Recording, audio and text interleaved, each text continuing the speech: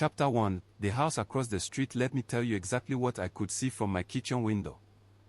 The house was a semi-detached Victorian, built around 1890, identical in layout to the one on its left and faintly mirrored in the one on its right. Red brick, now darkened with a century and a half of city air to a deep charcoal color. Bay window on the ground floor, 2 sash windows above, a small attic window at the top that was always dark. A short front path from a low iron gate to a black front door. A narrow strip of garden on either side of the path, mostly paving stones now, with a single overgrown buddleia against the left fence that in August was covered in purple flowers and in November was a skeleton-reaching thing. I had been looking at this house for 3 years. My kitchen window faced east, and the house was directly across the road at a slight angle, so that from my kitchen table, where I ate breakfast, where I worked in the mornings, where I read in the evenings with a cup of tea, I had a clear and constant view of the bay window on the ground floor, the 2 upper windows, and occasionally, when the angle of the light was right, a partial view into the front room. 3 years.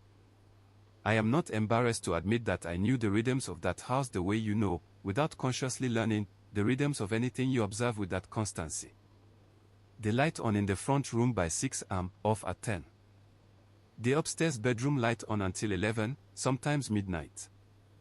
The front door opening at 8:15 on weekdays, when the previous occupant, a man in his 50s, quiet, who I had spoken to perhaps 4 times in 3 years, left for what I assumed was work.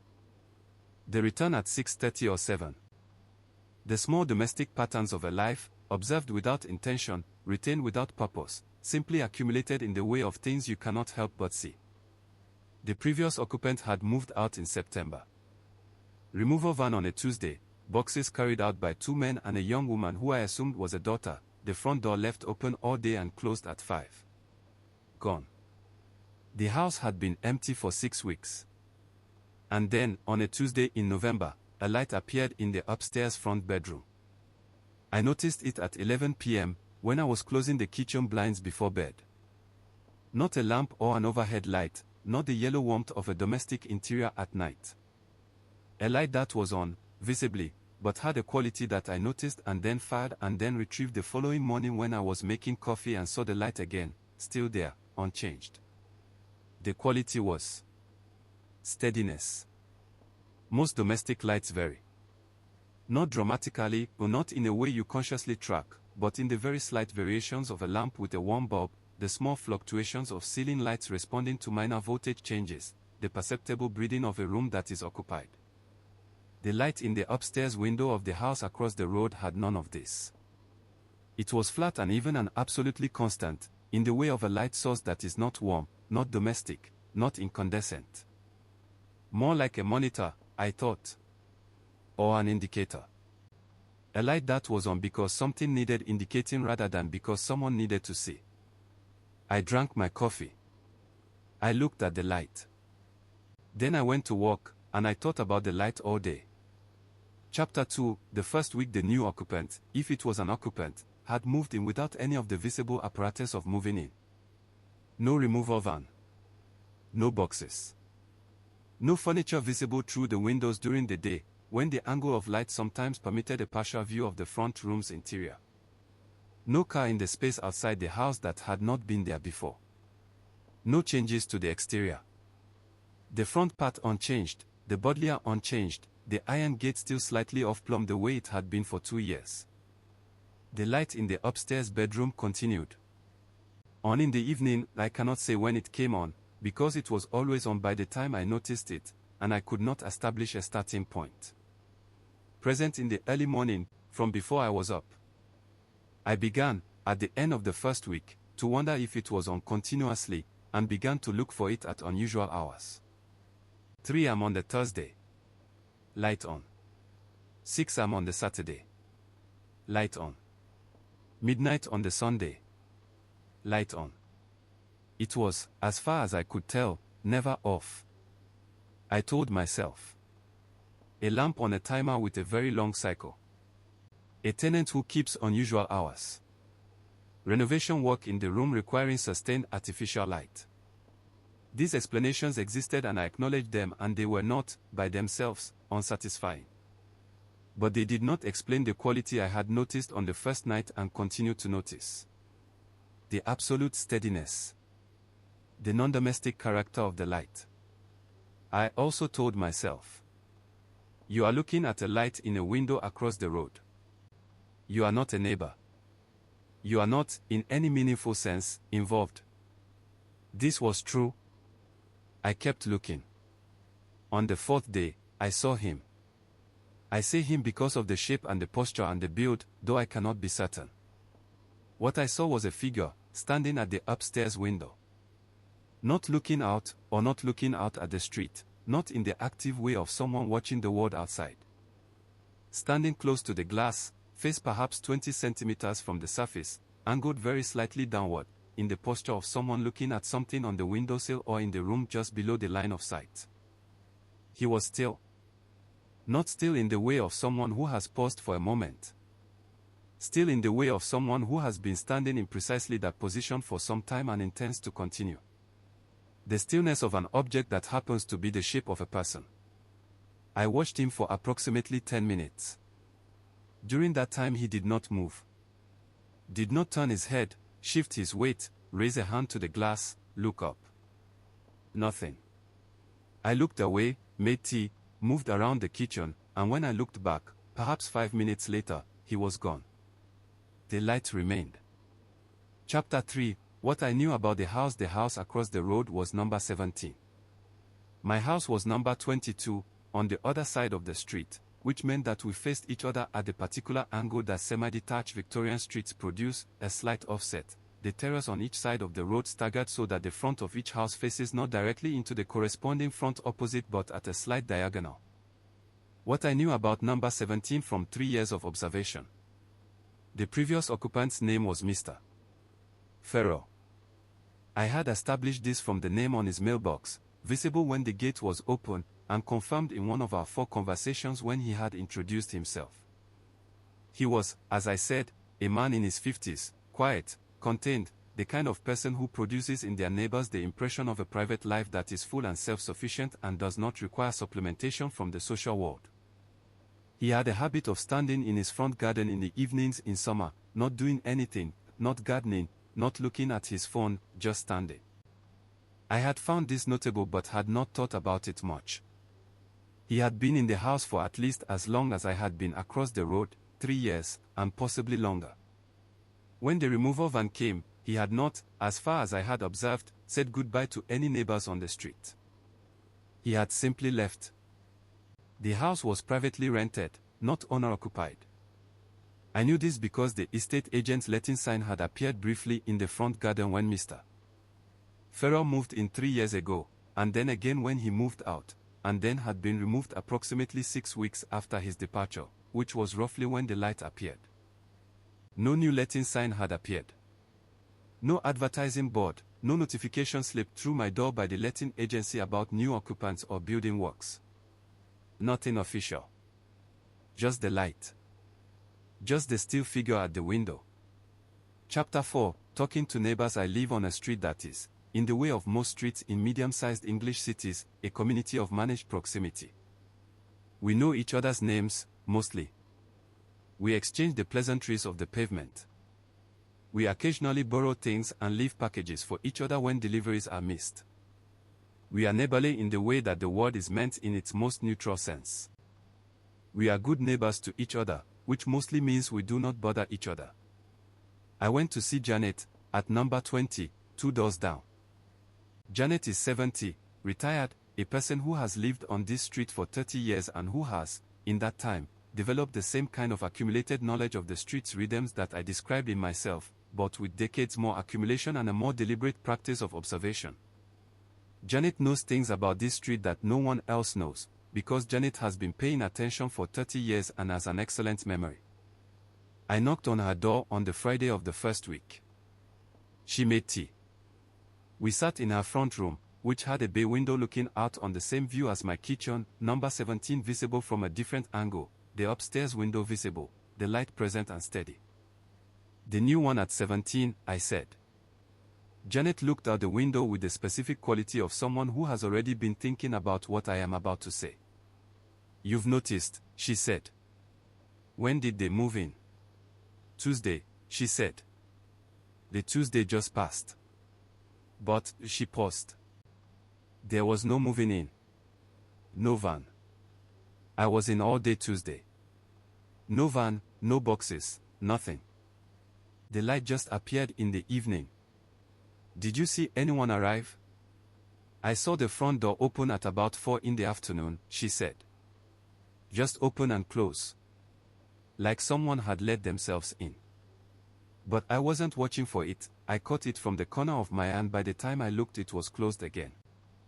And since then. She looked at the window across the road. I've seen the figure, she said.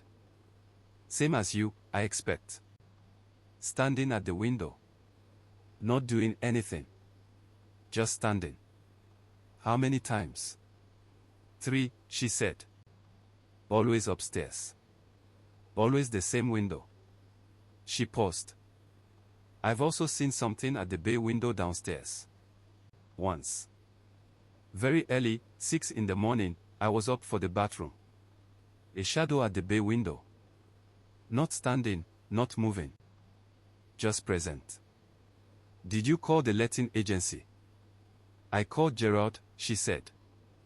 Gerard was the man at number 15, who had, at some point in the past decade, become the street's de facto point of contact for anything concerning the houses between numbers 12 and 20.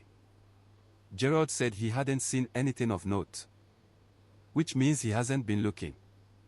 She said this without judgment. Gerard was a man who did not look at things he didn't need to look at.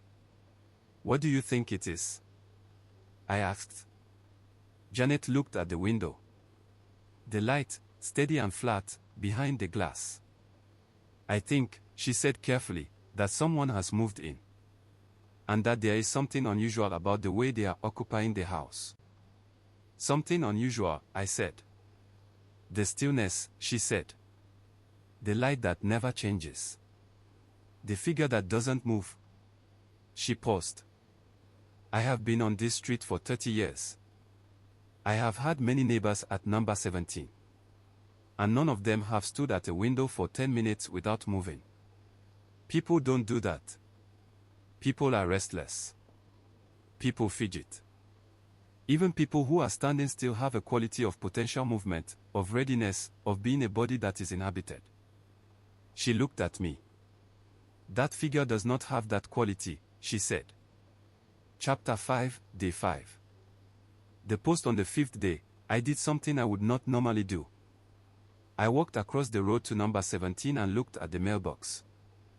I am aware of the nature of this act. It was, in the spectrum of things one does when concerned about a neighbor, relatively mild. Checking a mailbox is not the same as knocking on a door. It is an observation, not an intrusion. I reminded myself of this. The mailbox was a slot in the wall beside the front door, standard for Victorian terraces of this kind, not a freestanding post but a slot through the brick, covered by a small metal flap with a spring.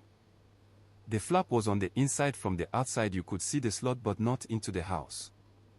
What I could see, pressed against the inside of the slot, was post. Not a lot. 3 or 4 envelopes, by the look of it. The kind of post that accumulates over a few days when no one is collecting it, junk mail, a flyer, what looked like a genuine letter with a typed address and a franc stamp. 5 days of post, uncollected. I stood at the mailbox for a moment. Then I heard something. From inside the house. Not a voice, not footsteps. A sound I found difficult to categorize.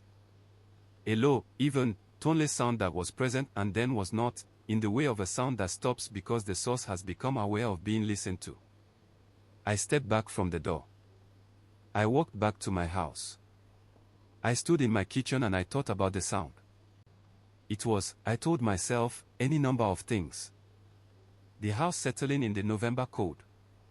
The pipe expanding. The specific sounds that old houses make, the creaks and sighs of Victorian brick contracting in the hours after the sun leaves it. I told myself all of this and found myself, in the way of someone who is being honest with themselves, not entirely convinced. The sound had a quality that the sounds of settling houses do not have. It had directionality. It had been coming from somewhere specific in the house, not the walls, not the pipes, not the structural fabric. It had been coming from the hallway, just behind the door. I was being listened to, a part of me said. I was at the door, and whatever was inside was at the door, and the sound was the sound of that proximity. I told that part of me to be practical, to reason carefully, to hold its conclusions until there was more evidence. That part of me said. I had it. Chapter 6. What I knew about the previous occupant. I have said that Mr. Farrell was quiet. I want to be more precise about this. He was not merely introverted or private in the way of many people who live alone. He had a quality of active self-containment, of someone who had, at some point, made an arrangement with the world in which the world would leave him alone and he would leave the world alone, and both sides of the arrangement were being observed with care. He stood in his garden in the summer evenings, not in the absent-minded way of someone who has wandered outside, but in the deliberate way of someone who is doing something that looks like nothing but is actually something. Standing. Attending to the fact of being outside, in the garden, in the specific angle of the late evening light. It was a practice more than a habit. I had thought, at the time, that it was meditative. That he was a person who had found, in that standing, something that served the function that meditation serves for people who meditate. A return to the present moment, a management of whatever was in the interior life that required management. He had moved away in September. I had not, on the day of the removal van, spoken to him. I had observed from my kitchen window and had thought, he is going. And had felt something I had not expected, a small, genuine sense of loss. Not for the relationship, which had barely been one. For the particular texture of the street with him in it. The man standing in the garden in the summer evenings. The light on until midnight. The front door at 8:15. The house had been his for 3 years in my observation. In the 6 days since the new occupant arrived, if arrived was the right word, it had already become a different house. I looked up the house on the land registry website that evening. A matter of public record. Number 17 had been sold in 2019, previous owner to a property company, one of the numbered corporate entities that acquire Victorian terraces in medium-sized English cities and rent them out through letting agents. It had been purchased for a price that reflected the property market of that year. No subsequent transactions were recorded. It was still owned by the same property company. I looked up the property company. A limited company, registered at an address that proved, on further investigation, to be the registered office of a firm of company secretaries that provided that service to hundreds of similar entities.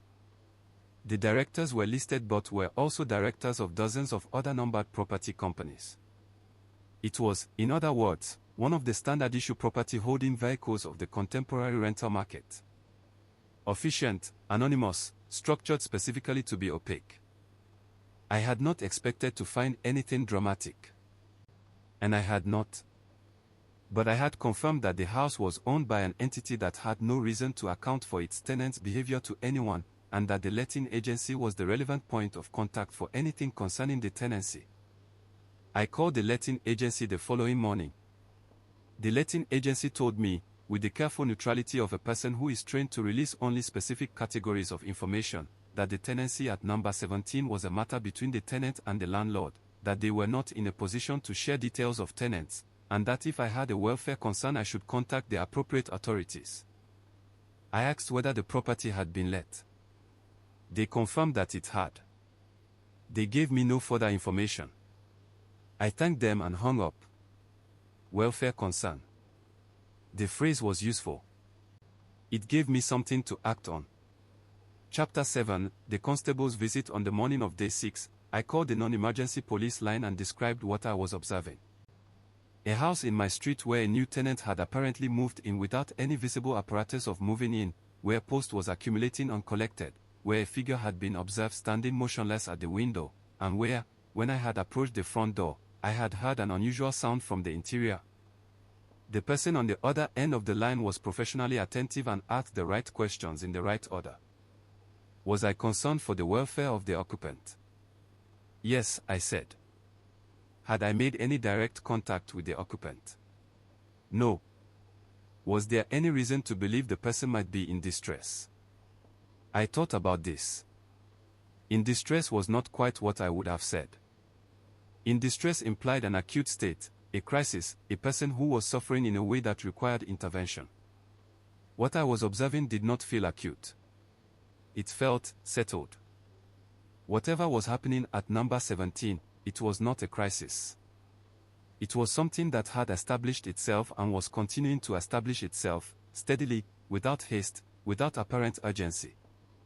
I said, I don't know. I am not certain the person is in distress. I am certain that what I am observing is abnormal. They sent a community support officer. He arrived at 2 in the afternoon. I watched from my window as he walked up the front part of number 17 and knocked on the door. A solid knock, official but not aggressive. He waited. He knocked again. He waited longer. After perhaps 3 minutes of waiting, the door opened. I could not see, from my angle, what or who had opened it. The door opened inward, and the angle of the street meant I could see the constable's face but not directly into the doorway. I watched the constable's face for the 45 seconds or so that the door was open. The constable's face did several things in those 45 seconds. First, a professional neutrality, the default expression of a person doing a welfare check on an unknown residence. Then, a very slight change. Not alarm, not fear. Something less dramatic. The specific micro-expression of a person encountering something they did not expect. An adjustment in the eyes, a fractional tightening around the mouth. Then, a return to professional neutrality, very deliberately. The face of someone who is choosing, with effort, to maintain their default register. The door closed. The constable stood on the path for a moment. Then he walked back to the gate, back to his car. He sat in the car for several minutes. Then he drove away. He did not come back. He did not knock on my door. He did not inform me of the result of the welfare check, as I had been led to believe he would. He did not, as far as I could see, call anyone from his car. He drove away and that was the end of it. I stood at my kitchen window. I thought about the constable's face. Part 2. The figure chapters 8:14, chapter 8, what the constable saw. I called the non-emergency line again the following morning and asked whether the welfare check had been completed and what the outcome was. The person I spoke with, different from the day before, looked up the case and told me that the welfare check at number 17 had been completed and no welfare concerns had been identified. The occupant had been spoken to. No further action was required. I asked whether I could be told anything about what the officer had found. No, I was told. That was not information they could share. The check had been completed. No welfare concerns. I hung up. No welfare concerns. And yet, the constable's face. The 45 seconds of door open, the things that had happened in his expression, the deliberate return to professional neutrality. The sitting in the car afterward. I thought about what could produce that sequence of expressions in a person trained to manage their responses. Not something dramatic, not something that required action, since no action had been taken. Not nothing. Something in between. Something that warranted the expression adjustment and the return to neutrality, but did not rise to the level of something that required reporting or further response. Something unexpected that was also, technically, within the range of things that do not constitute welfare concerns. I told Janet. She received this information with the quality of attention I had come to expect from her. Carefully, without immediate reaction, holding it against what she already knew. He answered the door, she said. Yes. Or something answered the door. I looked at her. I'm not being dramatic, she said. I'm being precise. The constable knocked and the door opened. That is what you saw. You did not see who opened it. No, I said. I didn't. And the constable said there were no welfare concerns. She was quiet for a moment. Which means whatever opened the door was able to satisfy the constable that no welfare concern existed. Yes. Without producing a visible alarm in the constable. Without producing a visible alarm, I said. Though not without producing visible surprise. Janet nodded slowly. I have been thinking about this since the beginning, she said. About who moves into a house without moving vans, without boxes, without the apparatus of a life being transported from one place to another. And the only answers I can arrive at are these. A person who has no possessions.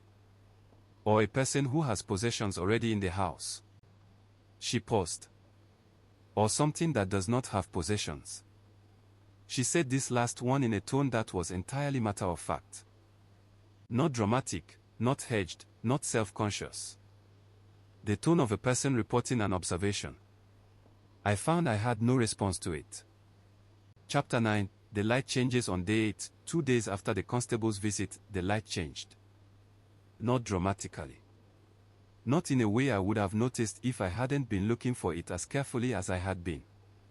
But it changed. The flat, steady quality that had been its defining characteristic, the thing I had noticed on the very first night, softened, slightly. Became warmer. Still steady, still even, but shifted from the clinical white of a monitor or an indicator towards something closer to the warm yellow of a domestic lamp. I noted this in the small notebook I had started keeping, something I had begun doing on day 3, journalist instinct, a record of what I was observing and when. The shift in light quality. The fact that it had shifted toward the domestic, toward something that more closely resembled a home. Whatever was in the house was settling in. I did not know what to make of this. It could be read as reassuring, as evidence that a person was making the house their own, adjusting the lighting to their comfort, the ordinary small acts of habitation. It could be read as something else. As a process of adjustment that was working towards some end I could not see, a progressive accommodation of the environment to a purpose whose nature I could not determine. I read it both ways. I kept looking. On day 9, Janet called me to say she had seen the figure at the ground floor bay window. Not a shadow this time, the figure itself. Standing in the bay, facing the street. Janet had been passing in her car, coming back from the shops, and had glanced at the house as she turned into her driveway and had seen, clearly and at close range, the figure in the window. Tell me exactly what you saw, I said. A person, she said. Upright, facing outward. Positioned in the center of the bay window, looking, or facing toward, I cannot say looking, toward the street. What did the face look like? A pause. That's the thing, she said. I drove past quite slowly, I was turning, and I had a clear view for perhaps 4 or 5 seconds. And in that time I could not make out the face. Not because of shadow, not because of the light. The face was there. But when I try to remember it, I find that I cannot. I have a clear memory of everything else, the height, the posture, the hands, yes, the hands were at the sides, very still. But the face is not there in my memory. Not blurred. Not dark. Present but irrecoverable, she said. The memory has a face-shaped gap in it. I thought about this. How are you? I asked. I'm fine, she said. It was startling. But I'm fine. A pause. I pulled into my driveway and sat in the car for a minute. And then I came inside. Another pause. I've been inside since. Janet, I'm fine, she said again, firmly. I am simply reporting what I saw. I thought you should know. Chapter 10, what I began to find out in the 10 days since the light had appeared, I had been doing what I do. Looking for the frame. The context that makes the specific event legible. The history of the place, the pattern of the thing, the wider account in which this particular anomaly belongs. What I found about the house across the road was not dramatic. It was, in its way, a completely ordinary history.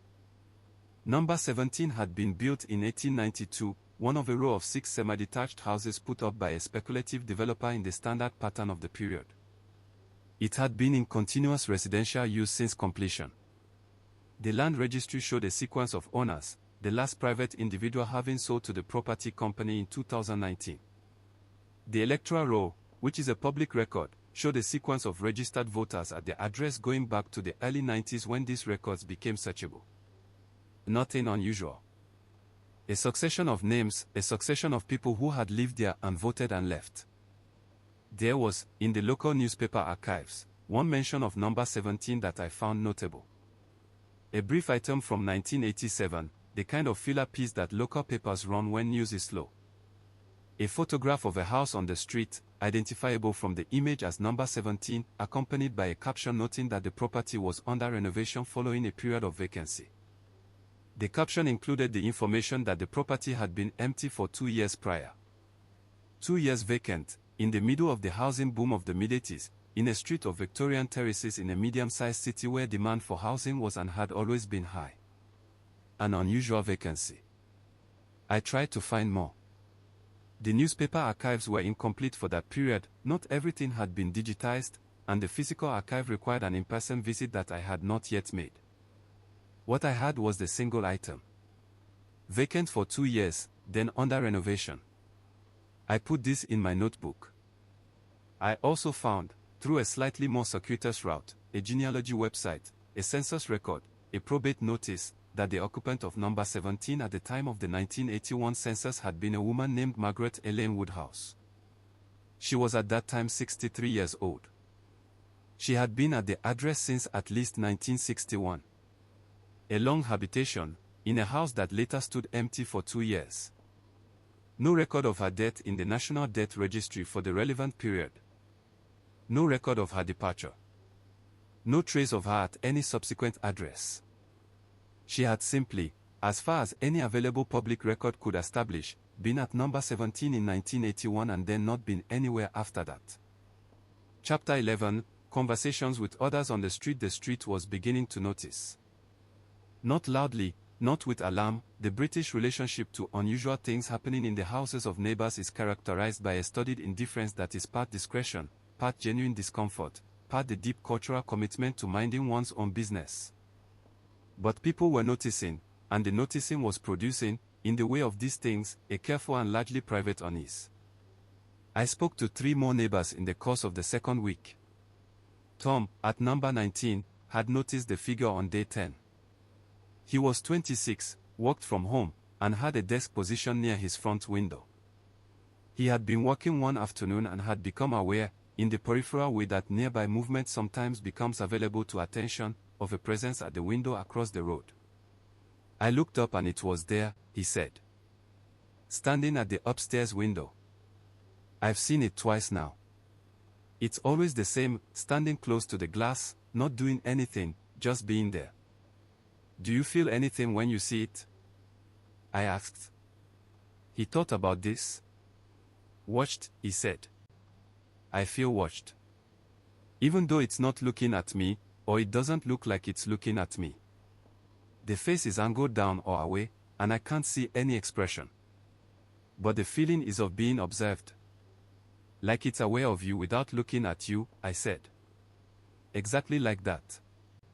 Diane, at number 12, who I had spoken to occasionally but didn't know well, came to my door on the 11th day.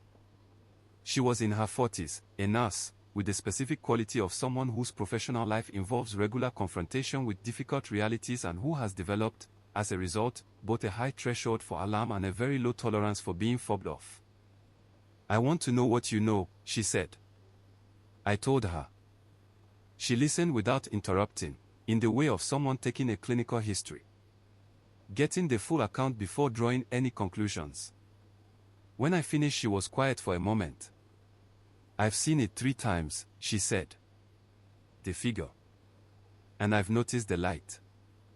And I've noticed what you've noticed about the stillness. She paused. I want to be clear about something. I'm not a person who thinks the world is full of supernatural things. I'm a materialist by training and by inclination. What I believe in is what can be demonstrated. I understand, I said.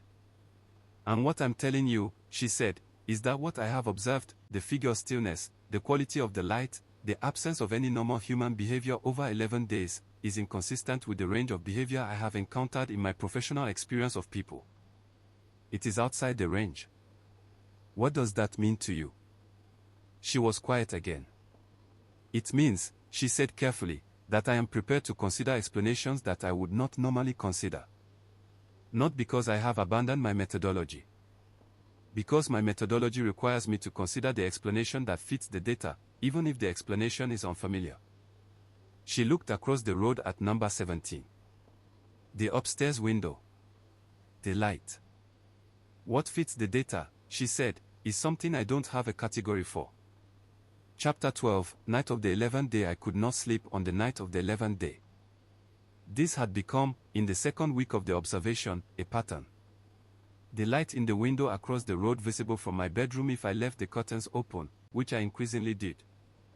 Not because I was afraid to close them, I was not precisely afraid, I was something more complex than afraid, but because closing them felt like a deliberate turning away from something I had committed to attending to. At 2 a.m. I was at my bedroom window. The light in the upstairs window of number 17 was on, as it had been every night without exception. But something was different. The figure was there. Not at the upstairs window, where I had seen it before. At the ground floor bay window. Standing in the bay, facing the street, in the posture Janet had described. Upright, arms at the sides, face angled, I could see this now, clearly, in the street's ambient light, slightly down, not toward the road but toward the window's lower edge, the threshold of the frame. The street was empty. It was 2 in the morning and the road held only parked cars and the specific deep quiet of a residential street in the small hours. I stood at my window and looked at the figure in the bay window across the road. It did not move. I stood for perhaps 15 minutes. During that time, nothing. The figure did not turn its head. Did not shift its weight. Did not raise its face toward the street or lower it further. Did not reach for anything, move toward the window or away from it. Did not exhibit any of the small involuntary movements that constitute the physical presence of a living person, the micro-adjustments of balance, the minute variations of posture, the countless imperceptible things that a body does when it is inhabited. Then, at some point, and I cannot say precisely when, because the transition was not visible, the figure was not there. Not a movement away from the window. Not a turning and departing. Present, and then not present, in the way of a light going out rather than in the way of a person leaving. I stood at my window for a long time after. Chapter 13, What I thought about that night. I thought about Margaret Elaine Woodhouse. I thought about a woman who had lived in that house for at least 20 years, whose last recorded presence was 1981, and who had then vanished from every public record without trace. No death. No new address. No subsequent electoral registration, no benefits records, no NHS records that I could access, no further mention in any searchable public document. I thought about the 2-year vacancy after her disappearance. A house that sat empty while the 1980s housing market boomed around it. A house that the record described as requiring renovation. I thought about what kind of renovation a house might require after a long and unclear occupation. I thought about the light that was on continuously, that had shifted from the clinical white of an indicator toward the warmer tones of a domestic lamp. I thought about the figure that stood for hours without moving, that had a face that Janet could not remember even when she could remember everything else. I thought about the sound I had heard at the front door. The low, even, toneless sound that had stopped when I stepped closer, as if it had been produced by a source that became aware of my proximity and chose silence. I thought about the constable and his face. The surprise, the return to neutrality, the sitting in the car. The welfare check completed and closed with no welfare concerns. No welfare concerns. What was the welfare of the thing at the window? What was its experience of occupying the house, standing at the window in the small hours, inhabiting the space behind the steady light? I thought. It is not in distress. That much seems clear. Whatever it is, it has been in that house for, since when? Since Margaret Woodhouse disappeared. Since the renovation. Since before. How long does a thing like this occupy a house? And then I thought. It came back. The house had been empty for 2 years, and then it was renovated, and then people moved in and moved out in the normal succession of tenancies. Mr. Ferrer had been there for 3 years and had stood in his garden on summer evenings in a way that I had noticed and thought of as meditative, as a practice more than a habit. What if he had known? What if the standing in the garden was not a meditation but an acknowledgement? A way of being present with the thing in the house in a manner that was neither denial nor engagement, the way Mr. Ose had stood at the wall at the end of the corridor. And Mr. Ferrer had left. And the house had been empty. And the thing, whatever it was, had settled back into an unobserved occupation. Until Tuesday. Until the light appeared. Chapter 14, The figure moves. On the morning of the 12th day, the figure moved. I was at my kitchen table at 7:30 am, drinking coffee, looking at the house across the road as had become my habit. The front room was slightly visible through the bay window, not clearly, the angle and the light conspiring to produce only a partial view, a sense of the room's interior rather than a clear image of it. And in that partial view, something moved. Not outside. Inside. Through the bay window, a motion that was brief and indistinct, the suggestion of movement, the displacement of shadow that accompanies a person crossing a room. And then the front door opened. I put down my coffee. The front door of number 17 opened, and the figure came out. It walked down the front path to the gate. I can describe what I saw, but I cannot convey the quality of what I saw, which was not alarming in any immediate sense but was profoundly, specifically wrong in a way that I will attempt to articulate. The figure was human in form. It had the proportions, the posture, the general outline of a person. I would estimate the height at around 5 feet 8, the build neither heavy nor slight, the clothing ordinary in the way that beige and gray and unremarkable fabrics are ordinary. It walked with the gait of a person walking, the correct alternation of limbs, the forward lean, the swing of the arms. Everything was correct, and nothing felt inhabited. The best description I have, and I have spent a long time looking for a better one, is a mannequin that has been given the mechanisms of movement but not the quality of inhabitation. A form that performs the functions of a human being walking without being a human being walking. The difference between an action and the expression of a life through action. It reached the gate. It opened the gate. It turned left on the pavement. It walked away down the street. I watched until it turned the corner and was out of sight. Then I went and knocked on Janet's door. Part 3. The House, Chapters 15-21. Chapter 15. What Janet said. Janet had been at her front window when it happened. She had seen the figure leave. She had the same quality of effort in her description that I recognized in my own, the specific labor of a person trying to find language for something that resists it. The walk, she said. The walk was exactly right. That's what made it wrong. It was too exact. Like, you know how you can tell a professional actor from an amateur on stage? Not because the professional is more convincing, but because the professional is less obviously trying. The figure walked the way an amateur acts. Technically correct and fundamentally off. Where did it go? I said. Down the road. Around the corner. I don't know beyond that. She paused. I also saw something else. While it was walking. The hands. What about them? They swung, she said. The arms swung as they should when a person walks. Left arm forward with right leg, right arm forward with left leg. Correct? But the hands at the ends of the arms were, I want to say relaxed, but that's not right. They were neutral. Uninvolved.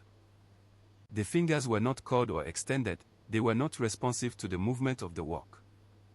They were attached to the arms the way handles are attached to cups. Functional. Not organic.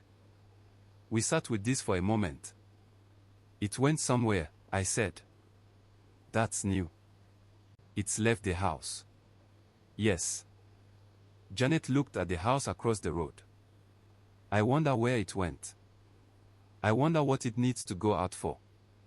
She looked at me. That is the question, isn't it? Chapter 16, the figure returned at 11:45 am. I had been watching. Not constantly, I had work to do and did it, checking the window at intervals, noting the time of each check. At 11:20. No figure. At 11:45. The figure coming around the corner, walking toward the house, gate opening, path, front door. It was not carrying anything. I had wondered, while it was gone, whether it had gone to the shops. Whether there was some domestic function being performed, the acquisition of food, of supplies, of the ordinary maintenance of a household. But it returned with nothing. No bag, no box, no parcel. Nothing. It had gone out. It had come back. Whatever it had done in the intervening 4 hours and 15 minutes had produced no visible material result. I noted the time. I thought about what a thing like this does when it leaves a house. What it needs. What it goes toward, what it finds when it gets there. Whether it enters shops and walks among people and is indistinguishable from them in the casual register of city life, or whether the quality that I and Janet and Tom had noticed, the quality of a mannequin giving movement but not inhabitation, was perceptible to strangers on the street, to the people at the corner, to anyone who looked at it closely. I thought about the constable's face. About the micro-expression of surprise, the deliberate return to professional neutrality. About the welfare check completed with no welfare concerns. The constable had spoken to it. Had been spoken to in return. Had made the assessment, no welfare concern, and left. Had sat in the car for several minutes. Whatever it said to the constable had been satisfactory. Whatever it presented at the door had been within the range of things the constable was prepared to accept as normal, or at least to accept as not constituting an emergency requiring further action. It could pass. Chapter 17, Tom's account. Tom, at number 19, had also seen the figure leave and return. He came to my door in the early afternoon, having, I could see, been thinking about it for some time. It went to the park, he said. I know because I had to go out this morning for a run, and I went the same way it went, and I saw it. What was it doing? Standing, he said. In the park, on the path by the bandstand. Standing in the specific way it stands, you know the way. The way that is too still. Did it see you? It turned when I passed, he said. Not toward me, I mean, its head turned. Tracking me as I ran past. Like, he stopped. Like a camera. The smooth servo motion of something tracking a moving object. Not the way a person turns to watch someone pass. Did it do anything else? No. It just tracked. And then I was past it and I didn't look back. He sat down in my kitchen chair without being asked, the way people do when they are slightly destabilized. I've been thinking about it all morning. What have you been thinking? About why it goes to the park, he said. What it does there. You said it came back with nothing, no shopping, nothing visible. So it's not going out to acquire things. It's going out to, he paused. To be somewhere else for a while. To be in a public space. To stand in the park in the way it stands in the house. Among people, I said. Among people, he said. Or near them. Not engaging with them, it didn't approach anyone in the park while I could see it. But near them. In proximity to them. He was quiet for a moment. Does it need that? He asked. Is it sustaining itself on something? On proximity. On being near people who are alive? I found I didn't have a response to this. I don't know, I said. It's the most frightening theory I've had, he said. Because it isn't threatening. If it needs something from proximity to the living, it's getting it without taking anything. Without doing anything. Just being near. Like it's warming itself, I said. He looked at me. Yes, he said. Exactly like that. Chapter 18, what lived there before I went to the physical archive. The local newspaper archive was kept in the basement of the central library, accessed via a reading room that smelled of old paper and the specific institutional quiet of places where knowledge is stored but rarely retrieved. A librarian helped me with the microfiche reader and the index, and I spent an afternoon in the particular focused tedium of archive research. Scanning column inches, looking for the address, looking for the names, looking for anything. What I found, in the editions of 1983 and 1984, was more than I had expected. A series of items, non-dramatic, spread across those 2 years, about number 17. The first, from March 1983. A brief report on what the paper called unusual occurrences reported by residents of a street in the area, concerning a property allegedly producing sounds and lights at unusual hours. No address given explicitly, but the description matched the street clearly enough, and the photograph accompanying the item, of a bay-windowed Victorian terrace, clearly identifiable, was number 17. The second, from September 1983. A longer item, a follow-up, noting that the property had been inspected by the council's environmental health team following complaints from neighbors about smells and sounds. The team found nothing actionable. The property's occupant, described only as an elderly resident, believed to be a woman living alone, could not be reached for comment. The third, from January 1984. A brief notice. The property at the described address had been found vacant following concerns raised by neighbors. Police had entered the property. No occupant found. Property to be assessed. And the fourth, from May 1984. A follow-up on the vacant property. Renovation works to begin. No explanation given for the previous occupant's disappearance. The item noted that the property had been in the possession of the same occupant for many years and that the circumstances of her departure were unclear. Margaret Elaine Woodhouse. Last record, 1981. Property found vacant in 1984. 3 years unaccounted for. And then the 2-year vacancy, and the renovation, and the succession of tenants. I sat with the microfiche and thought about 3 years. 3 years of something in a house. 3 years of the steady light and the still figure and the walk to the park. 3 years before the record stopped and the house went quiet and the council came in and found no one. What had Margaret Woodhouse known? What had she done, for those 3 years, in a house that contained something like what I was observing? Had she accommodated it, as Mr. Ferrell seemed to have accommodated it in his standing in the garden evenings?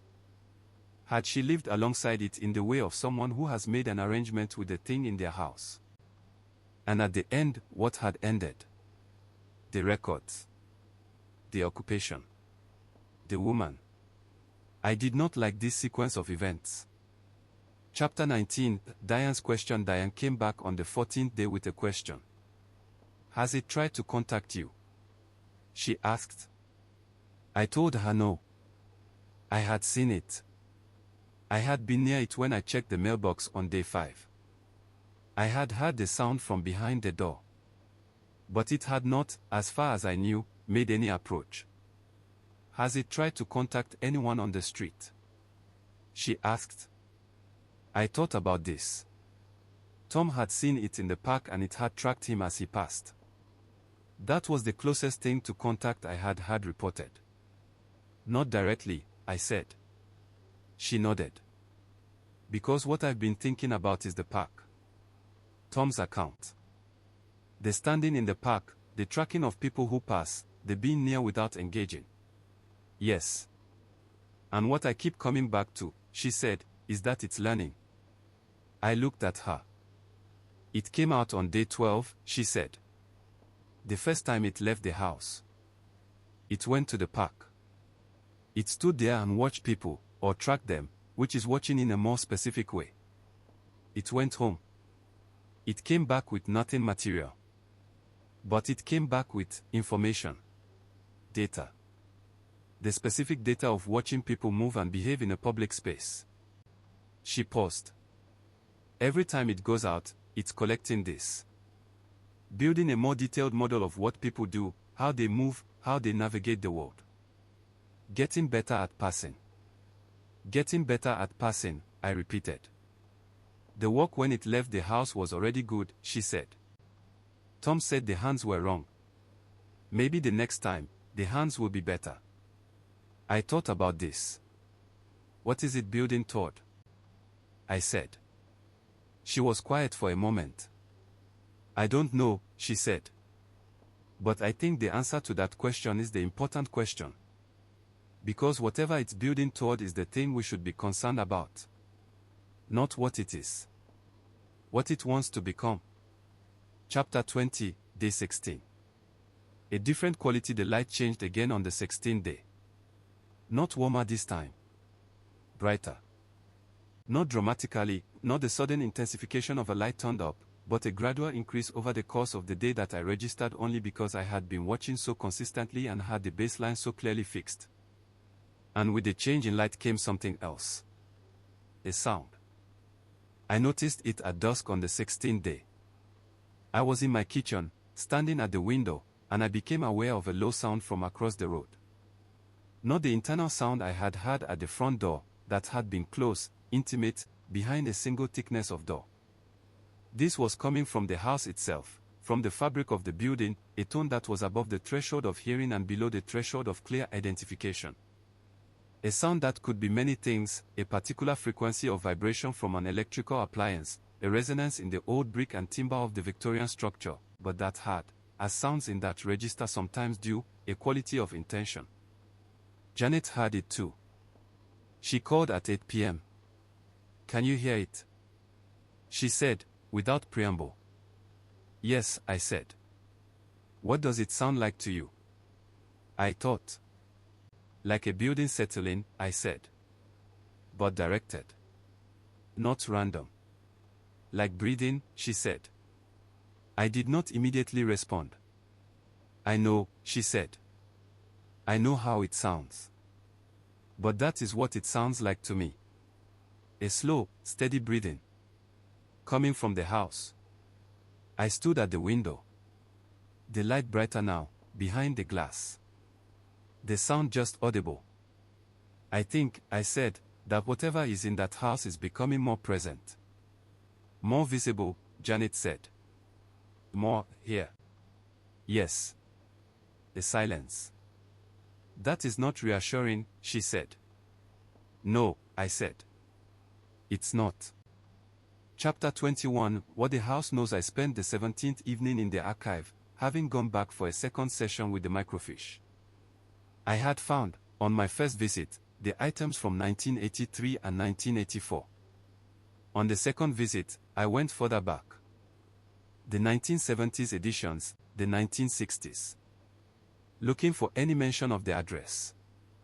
I found one item, from 1967. A brief note in the property section. A Victorian terrace in the area had been purchased by a new owner following the death of the previous occupant. The property had been in the same family for 3 generations. One item from 1931. An advertisement. To let. A furnished property in the area, with a specific description that matched number 17. Available for short lets. Apply to the solicitors. Why short lets? In 1931, with the housing market of the Depression, a property being offered only for short lets was unusual. Short lets implied that the owner did not wish to make a long-term commitment to any occupant. Or that long-term occupancy of the property was, for reasons the advertisement did not specify, not something the owner wished to facilitate. And one item, the one that I found most significant, from 1912. Not about number 17 specifically. About the street. A local historian's piece, the kind of thing that local papers ran occasionally in that era, on the history of the neighborhood. The street had been built in the 1890s, the piece noted, on land that had previously been market gardens.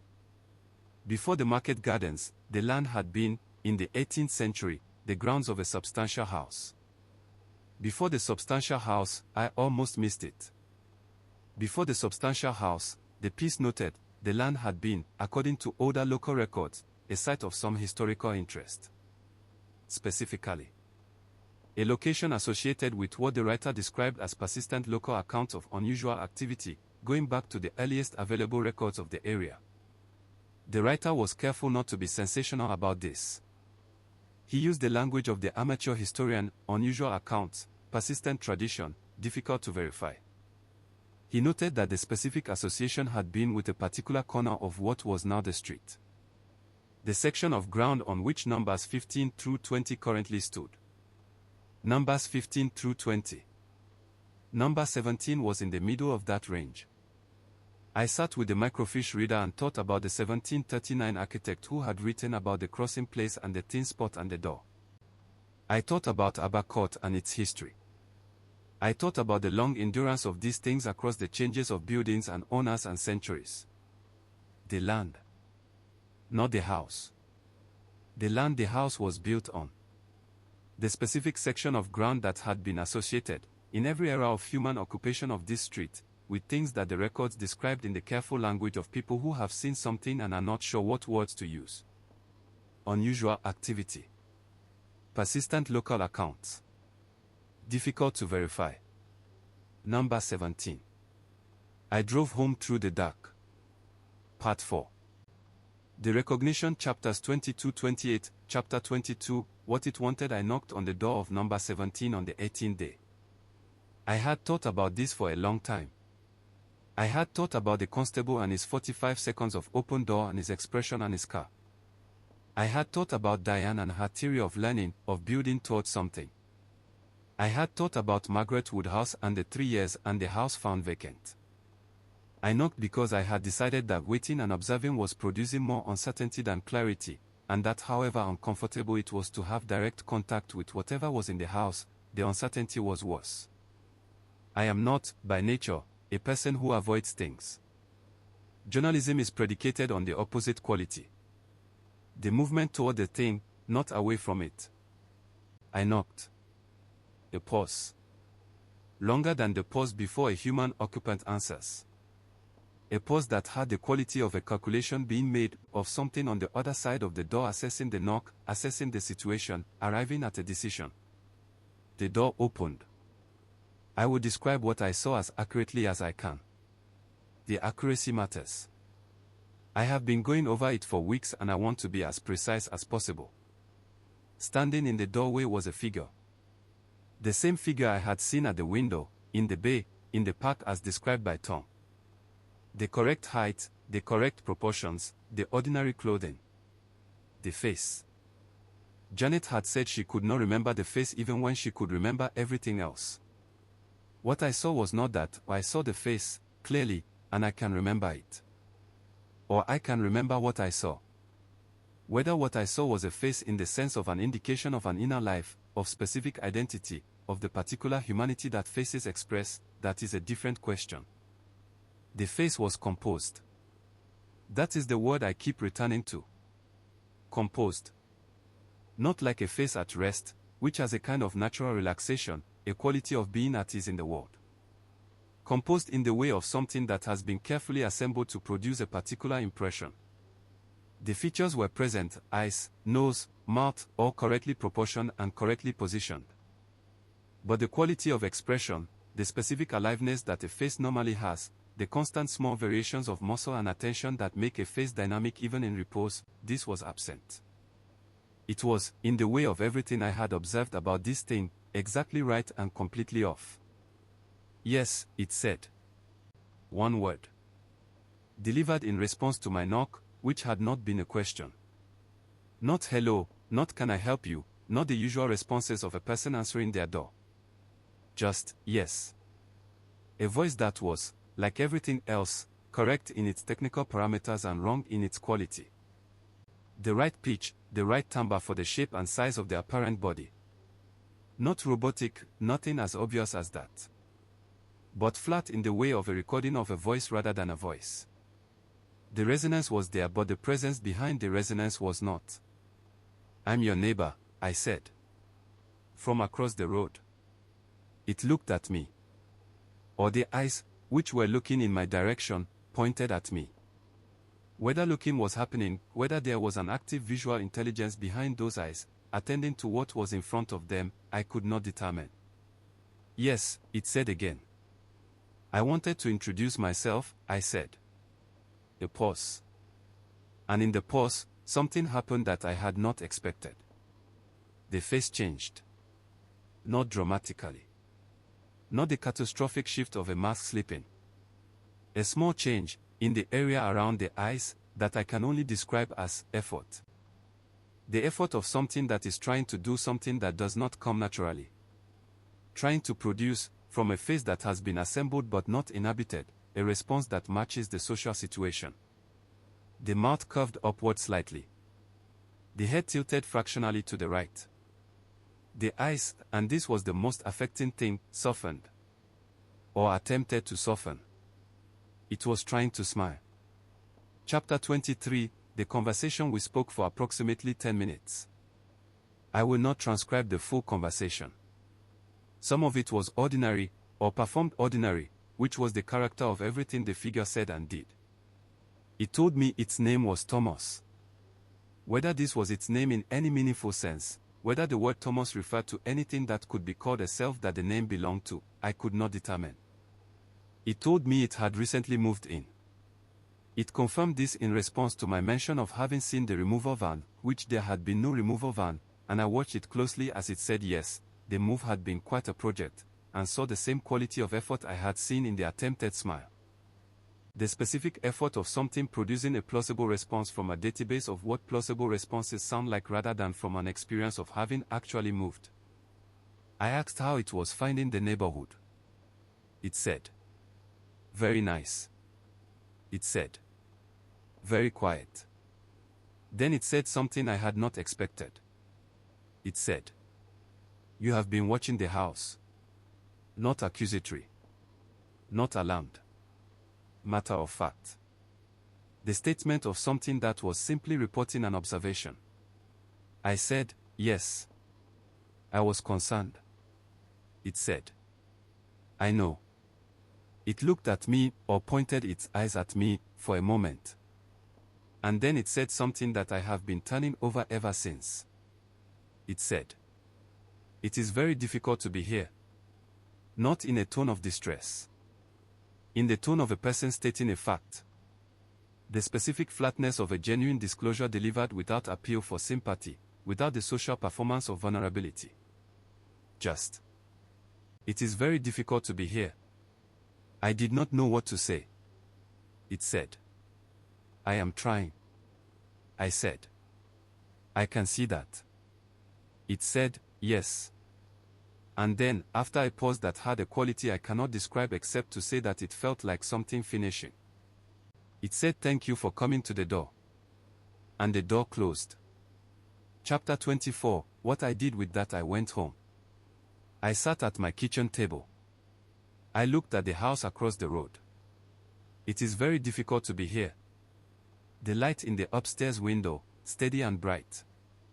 I am trying. I thought about what trying meant for something like the figure in the house across the road.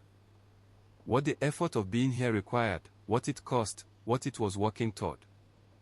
The learning that Diane had identified, the park, the watching, the building of a better model of how to pass. The gradual shift in the light from clinical to domestic. The progression over 18 days from the first appearance of the steady light to the figure at the window to the walk to the park to the conversation at the door. A progression. A development.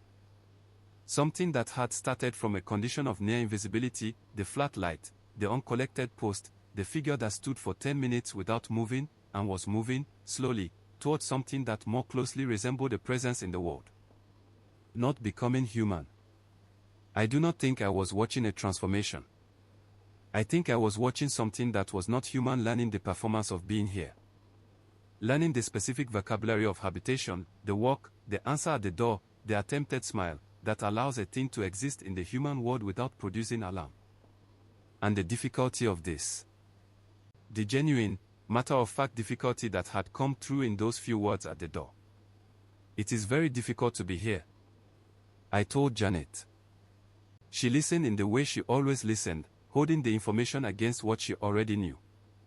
It said, "Thank you," she said. Yes. She was quiet for a moment. That's interesting, she said. Thank you implies that what you did, coming to the door, making the contact, was something it wanted. That it had been, in some sense, waiting for you. Or waiting for anyone, I said. Or waiting for anyone, she agreed. But you were the one who came. You were the one who had been watching. Maybe it knew that. Maybe it could tell that the attention from across the road was attentive in a particular way. Not frightened, not dismissive. Attending. I thought about Suki in Abacot. Photographing the wall. Maintaining the relationship with the knowledge. Saying hello to the elevator when it arrived unprompted. I thought about Mr. Osei at the end of the corridor. Putting his hand on the door. It needed to be acknowledged, I said. Yes, Janet said. I think that's exactly right. Whatever it is, however it got here, however long it has been coming in and out of occupation of that house, it needed someone to come to the door and say, I see you. I know you're there. And I gave it that. You gave it that, she said. She looked at the house across the road. I wonder what it does with it. Chapter 25, Margaret Woodhouse. In the third week, I found someone who had known Margaret Woodhouse. Not easily. It took several days of inquiries through the local historical society, through a genealogy forum where I posted a careful query, through a call to the local council's social services department that led to a further call to a voluntary organization that worked with elderly residents, which led, finally, to a woman in her 80s named Dorothy, who had been a neighbor on the street during the period in question. Dorothy was sharp, clear-headed, and had the specific quality of the very old. A willingness to tell the truth about things without the social buffers that younger people maintain. She had been on the street from 1975 to 1991, living at number 9, and she had known Margaret Woodhouse from the beginning. We spoke by phone. Dorothy's voice was clear and steady. Margaret was a woman who knew the house was not ordinary, she said.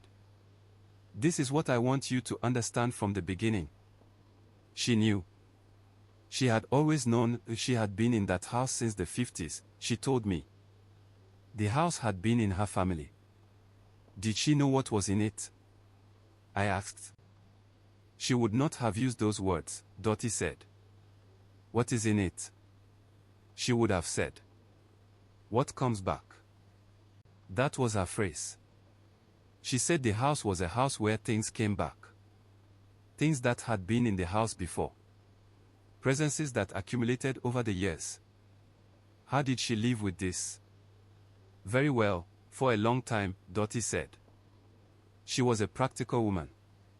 She made accommodations. She said, I remember her exact words, she said. You leave a room for them. In your life, in the house, in the way you go about your days. You leave a room for them and they are content with the room. What do you mean, a room in your life? An acknowledgement, Dorothy said. A habit of attention.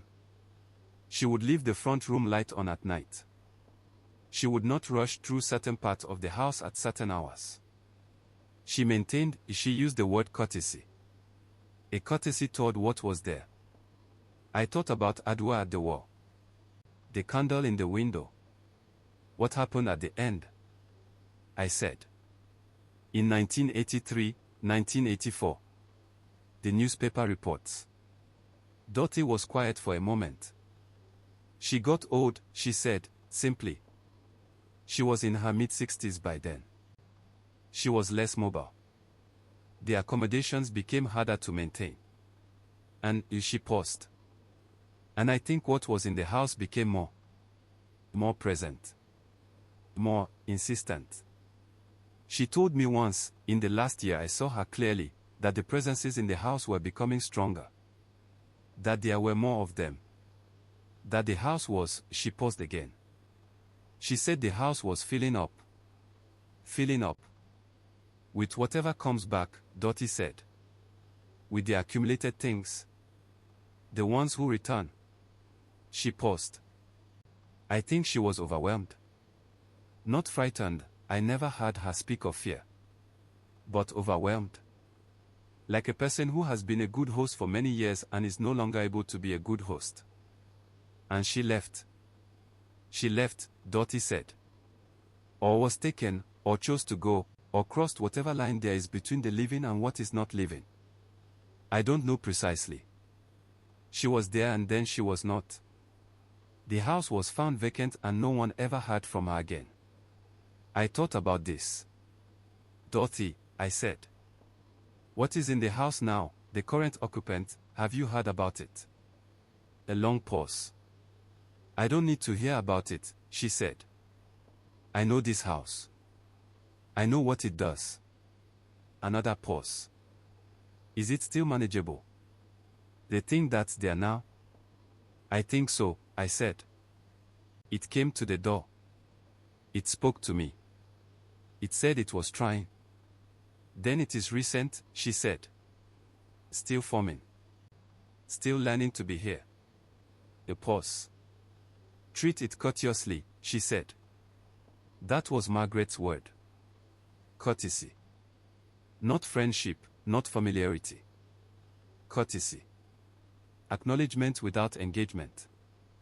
Like leaving a room, I said. Like leaving a room, she said. Yes. Chapter 26, What the Street Decided. In the weeks that followed my conversation with Dorothy, I spoke again with Janet, with Tom, with Diane. I shared what Dorothy had told me. We sat together in Janet's front room, the four of us, on a Sunday afternoon, looking at number 17 across the road, and talked about what we were doing and what we should do. Diane said. The medical model would be surveillance and intervention. Continuous monitoring with a view to eventual removal or containment. That's how we deal with things we don't understand in the clinical setting. Tom said. That feels wrong. Like treating it as a problem to be solved when maybe it isn't a problem. Janet said. It is not causing harm. It has been in and out of that house, in various forms, for at least a century.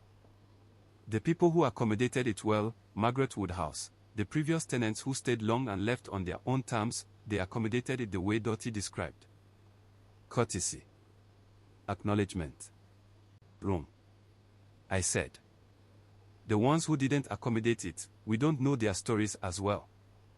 The house went vacant, the renovations, the gaps between occupants. Something happened in those gaps. The gaps are when there's no accommodation, Janet said. When the thing in the house has no one paying attention to it. She paused. Maybe that's when it becomes difficult. Diane said. Like a dog left alone too long. We all sat with this comparison. Not a flattering comparison, Tom said. No, Diane said. But maybe accurate.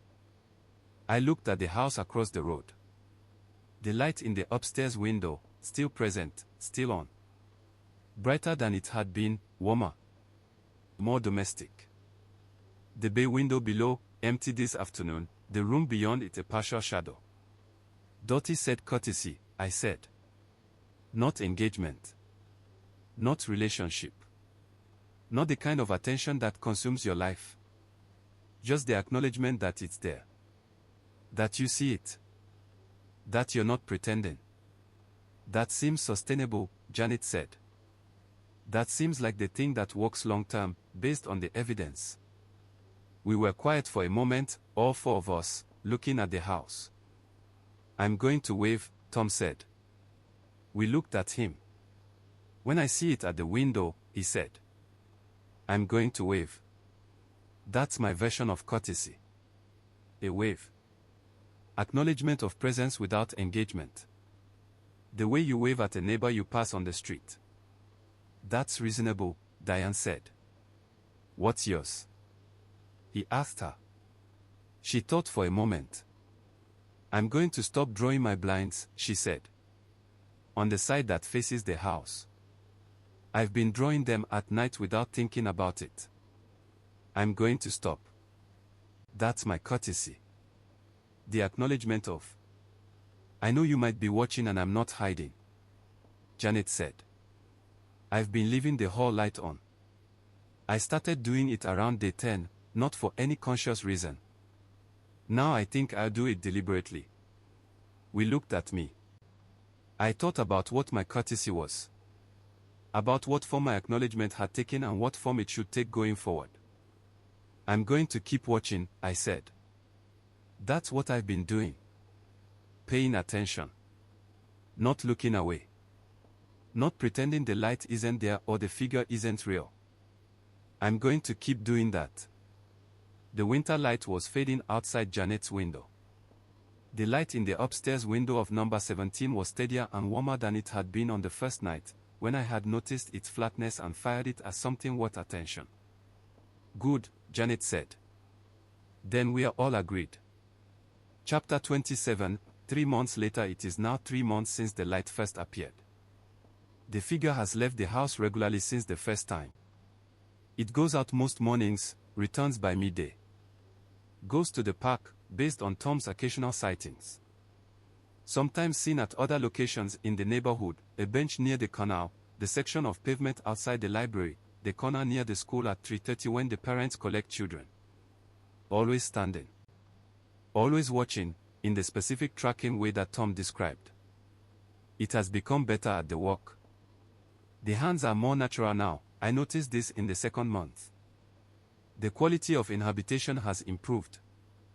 It is harder to identify as wrong by casual observation. The face remains difficult. Not impossible to remember, as it was for Janet on the first sighting. Now I can hold the memory of it clearly. But static in a way that faces are not. The attempt at a smile when it answered the door was genuine effort and has not been repeated, at least not in my observation. It has not spoken to any of us since the conversation at the door in the 18th day. It acknowledges, in its way, a slight turn of the head when Tom waves, a quality of stillness that shifts fractionally when Janet leaves her hall light on, something that I can only describe as a register of attention when I am watching from across the road.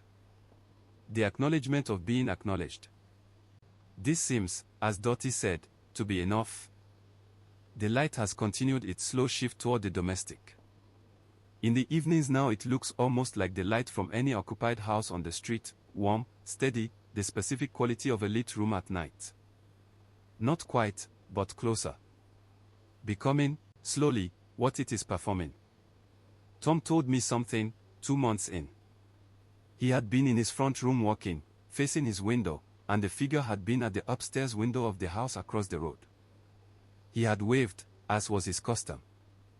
And the figure had, he was not sure how to describe it, had shifted. Not a wave in return. Not a mirror of his gesture. But something had changed in the posture of the figure, in the angle of the head, that he described as receptive. As if the acknowledgement had landed somewhere and been received. It's not that nothing is happening in there, he said. It's that what's happening is very slow. Very gradual. Like watching something grow.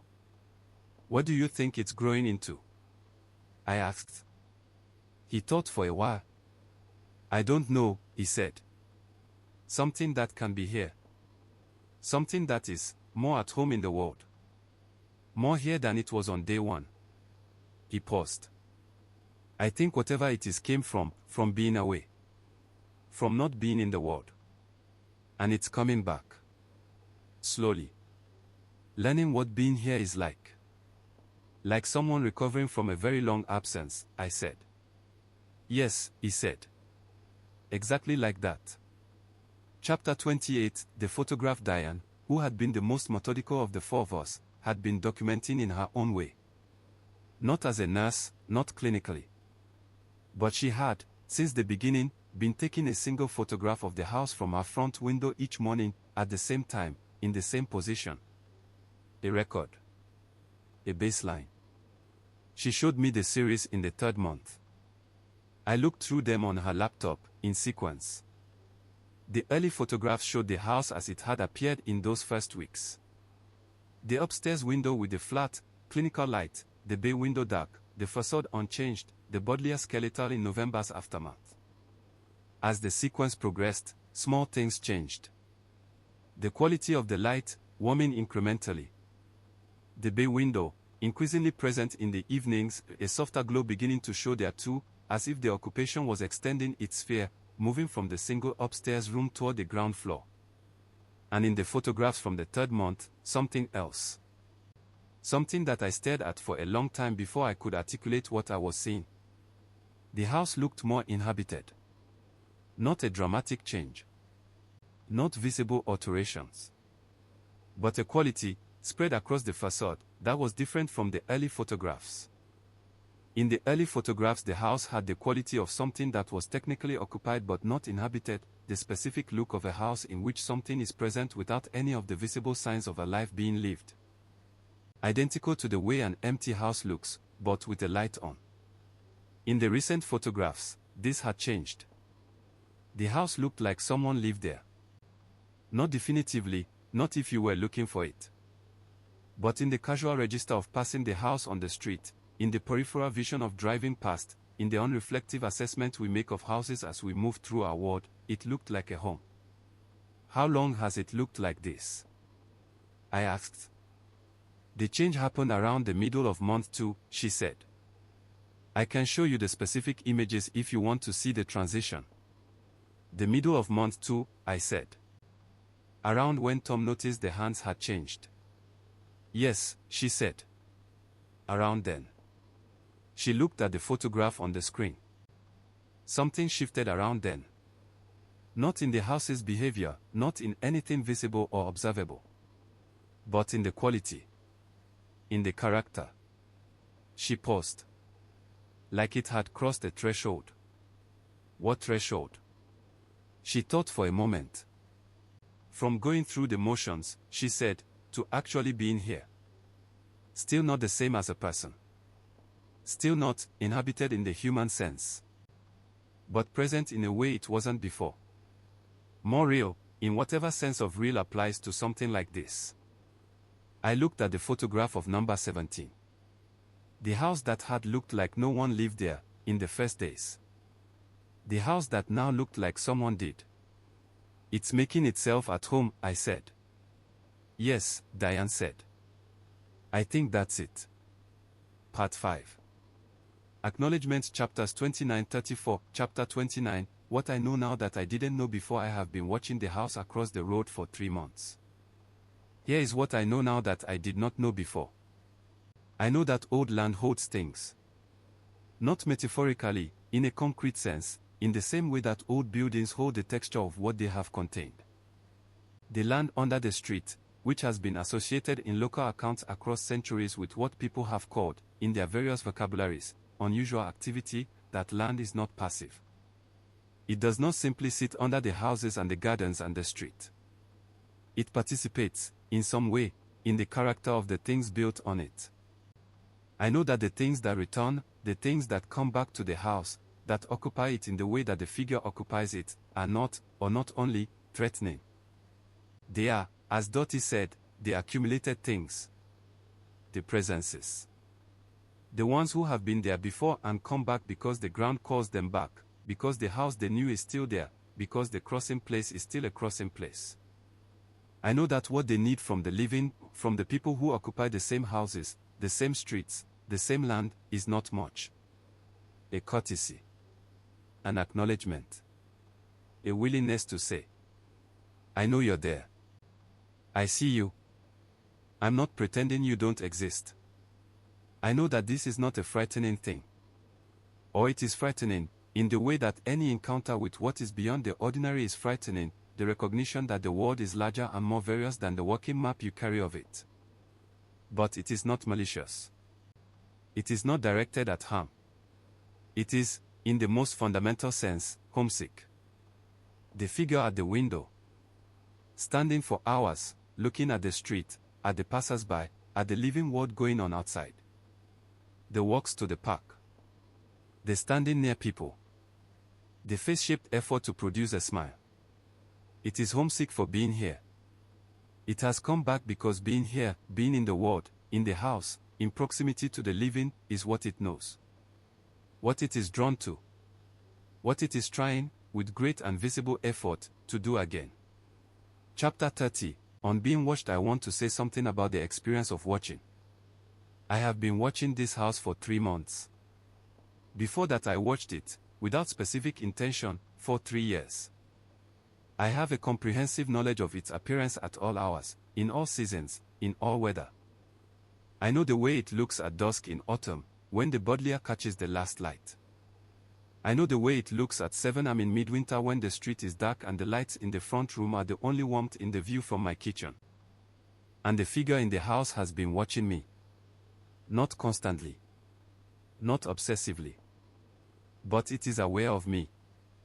It is aware of the attention from across the road, has been aware of it from the beginning, knows that I am the person who has been paying the closest attention. The conversation at the door was, I think now, not an accident of my willingness to knock. It was a response to weeks of observed attention. It was the figure recognizing that the person across the road had been paying attention of the specific kind, the attending, not the alarmed watching, not the turn-away denial, that made contact possible. I have been watched. I am still being watched. And this does not frighten me in the way it perhaps should. There is something in the mutual quality of the watching, the exchange of attention, the acknowledgement on both sides, that has, over the course of 3 months, produced something I can only call familiarity. Not friendship. Not the warmth of a relationship between equals who share a form of life. Something more neutral and more durable. The familiarity of two things that know each other exist, that have been in each other's awareness for long enough that the awareness has become part of the landscape. The figure at the window, and the person at the kitchen table, looking at each other across the road. Chapter 31, Janet. 3 months later, Janet has been, from the beginning, the most thoughtful of our small group about what we are dealing with. In the 3rd month, I asked her to sit with me in her front room and tell me what she thought, now, about the whole thing. She sat with her tea and looked at the house across the road for a long time before she spoke. I've been on this street for 30 years, she said.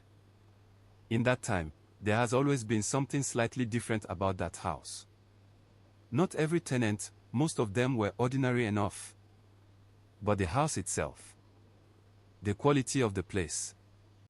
I noticed it when I first moved in and I've never been able to entirely not notice it. What did you make of it? I asked. Nothing, for a long time, she said. I made nothing of it. It was a fact about the street, like the buddleia that never gets properly cut back and the fact that the street light at the far end has been slightly crooked for 20 years. Part of the character of the place. And now? Now I understand it, she said. Not the mechanism, I don't pretend to understand how any of this works. But I understand the character of it. This is a place where things come back. Where the ground is the kind of ground that holds the shape of what has been there. And the house is a house that accommodates this, that has always accommodated this, because it was built on that ground and has been part of it for 130 years. She sipped her tea. I've been thinking about Margaret Woodhouse, she said. About what Dottie told you. The filling up. The overwhelm at the end. She paused. I think the mistake is not the accommodation. The mistake is doing it alone. She was alone in the house, at the end, with all of that. No one else on the street knew. No one else was attending. It was only her. And us, I said. And us, she said. 4 of us. Watching, acknowledging, maintaining the courtesy. Sharing it among 4 people instead of placing it entirely on the person in the house. She looked at the house. I think that makes it manageable. Sustainable. Margaret lasted 20 years before it became too much. With the whole street aware and attending, maybe it never becomes too much. We're a neighborhood, I said. We're a neighborhood, she said. Doing what neighborhoods are supposed to do. Looking out for each other. Looking out for what's in the houses. She smiled slightly. Even when what's in the houses is unusual. Chapter 32, Diane's final assessment. Diane, the most clinical of the 4 of us, gave me her formal assessment at the end of the 3rd month. She prefaced it by saying she was speaking as a person, not as a professional, and that nothing in her professional training had given her a framework for what she was about to say. The thing in that house, she said, is in the process of becoming more present in the world. This is a continuous process that has been underway since day one and shows no signs of slowing. The changes are small, the light, the walk, the quality of inhabitation in the photographs, but they are consistent and directional. It is moving toward something. What is it moving toward? I asked. I think, she said carefully, that it is moving toward being able to live here.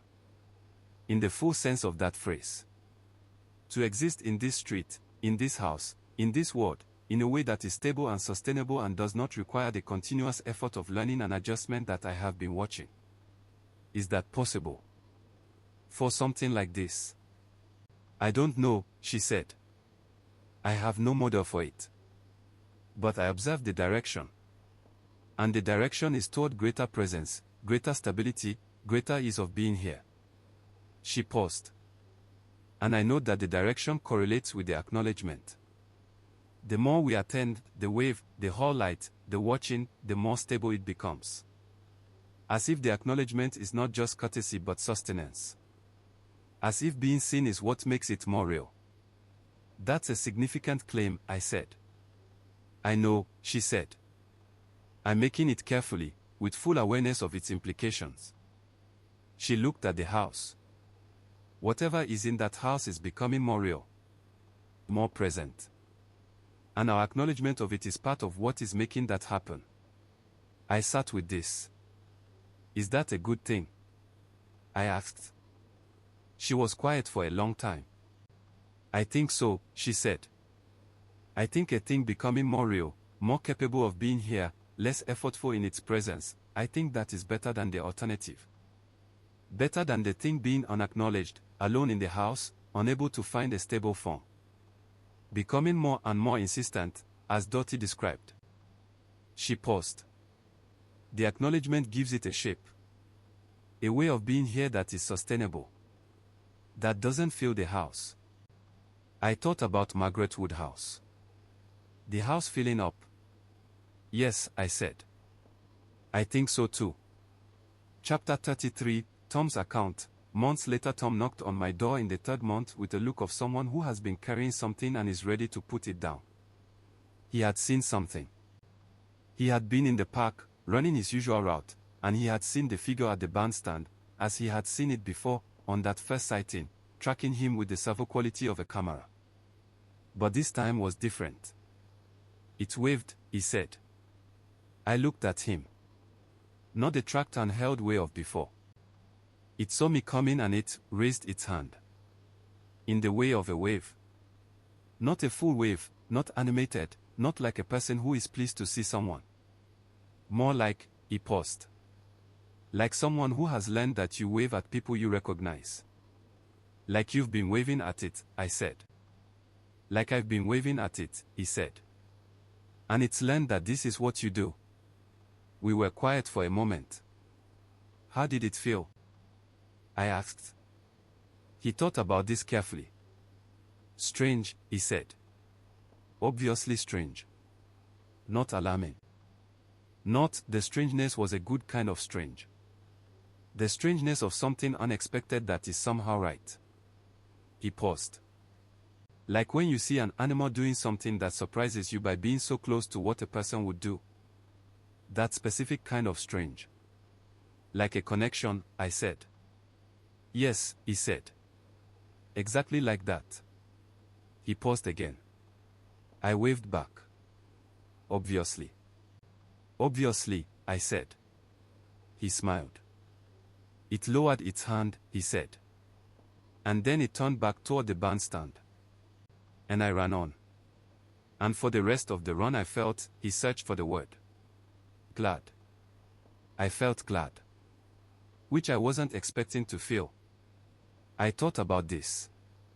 About the gladness of being waved at by something that had learned waving from you.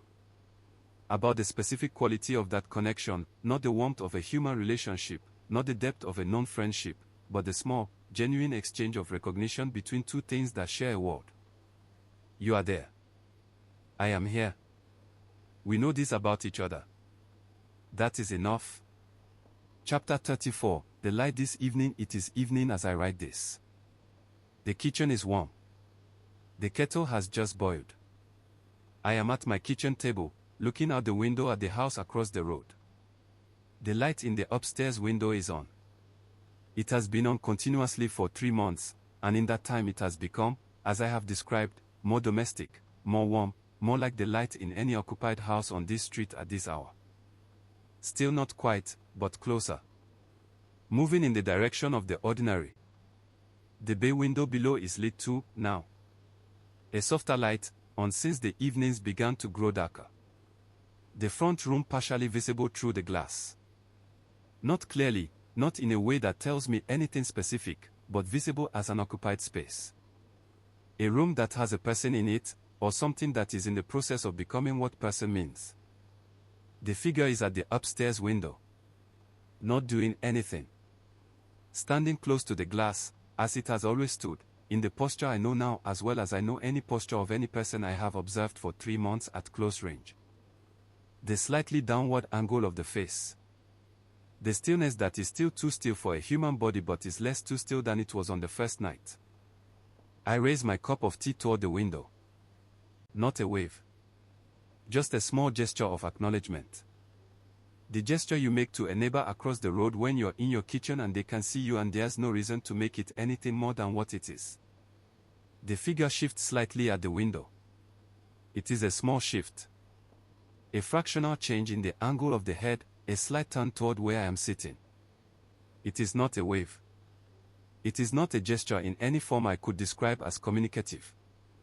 It is the specific movement of something that has registered being seen. That is all. But it is not nothing. I put down my cup. I keep watching. The light across the road is warm and steady. The house is inhabited. The world is a little larger than I thought it was when I first moved to this street, when I first sat at this kitchen table, when I first looked out this window and saw nothing more unusual than a Victorian terrace with a man who stood in his garden on summer evenings and did nothing visible. Nothing visible.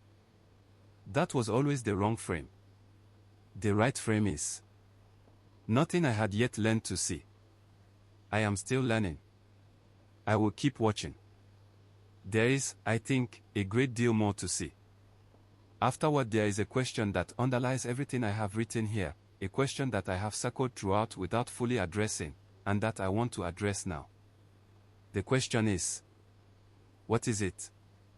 Not what is the figure, not what is the presence in the house, not what category of phenomenon I have been observing. But what is it in the deeper sense? What is its nature? What is it, in itself, as a thing that exists? I don't know. This is not a failure of investigation. I have investigated, as thoroughly as I am capable of investigating, the specific phenomenon I observed. I have the archive, the records, Dottie's account, the shared observations of Janet and Tom and Diane, the conversation at the door. I have enough information to know what is happening and enough information to know that I cannot know, in any deep sense, what it is. What I can say is this. It is something that was here before. That has been part of the life of this place for longer than any record I found reaches back. That comes and goes from this particular piece of ground in a rhythm that I cannot determine but that seems, from the available evidence, to belong. Not the 15-year rhythm of the door at Abercourt. Something more irregular, more responsive. Something that comes when the house is occupied by someone capable of the courtesy, the specific quality of attention that makes the accommodation possible, and retreats when no such person is present. It is something that needs to be near the living. Diane was right about that, and Tom's image of warming itself, whatever its inaccuracies, is the right image. It is drawn to the warmth of occupied houses, of lived lives, of the specific energy of presence. It is something that is trying, with great and visible effort, to be here. To inhabit the world in which it finds itself, to learn the vocabulary of presence, to become more real through the act of being acknowledged. It is something that says thank you when a person comes to the door. It is something that has learned to wave. That is what I know about it. That is, I think, enough to go on with. The light across the road is on. The street is quiet. I'm going to close my notebook for the evening. Tomorrow morning I'll make coffee and sit at the kitchen table and look out the window, as I have every morning for 3 years, as I will tomorrow and the day after and for as long as I live in this house on this street. And the light across the road will be on. And the figure will be at the window, or it won't, but either way the house will be inhabited. And I will be here. And that, between us, will be enough. The following accounts were collected over the course of the 4th and 5th months following the figure's appearance. They represent additional testimony from residents of the street and from people connected to the history of number 17, gathered in the process of extending and deepening the original account. Extended interview. Janet, month 4Q. You said earlier that you've been on this street for 30 years. Has anything happened in those 30 years that you now understand differently in light of what we've been through? A. Yes. Several things. The first is something that happened approximately 8 years ago. I was waking at night with what I assumed were the normal sleep disturbances of my age. I was in my early 60s, and waking at 2 or 3 in the morning and lying awake for an hour had become a pattern I accepted as part of aging. One night, I remember it specifically, it was October, the windows were closed against the cold, I was lying awake at 3 in the morning and I became aware of a quality of the night that was different from the normal quality of 3 in the morning.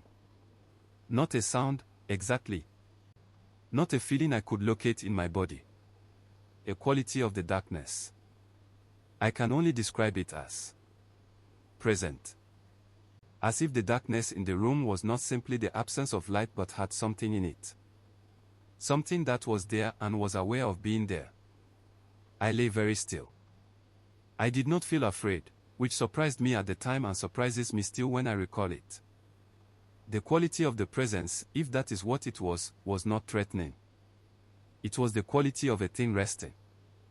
Being at rest in a place where it had rested before, for a long time. An entirely familiar quality, familiar to whatever was producing it, foreign only to me. After some time, perhaps half an hour, the quality resolved. The darkness went back to being ordinary darkness. I fell asleep. I told myself, in the morning, that it had been a half-dream.